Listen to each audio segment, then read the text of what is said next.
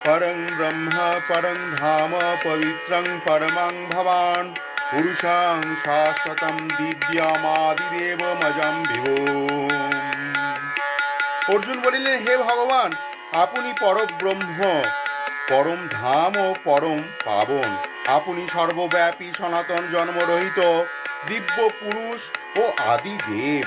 বশিষ্ঠাদি ঋষিগণ ও দেবর্ষি নারদ এবং অসিত দেবল ব্যাসদেব আপনাকে এই রূপে বর্ণনা করিয়াছেন এবং আপনি নিজেও আমাকে এই রূপ বলিতেছেন। ভগবান নিচে এসে গোলক বৃন্দাবন থেকে ভগবান বারংবার নিচে এসেছেন আমাদের জন্য।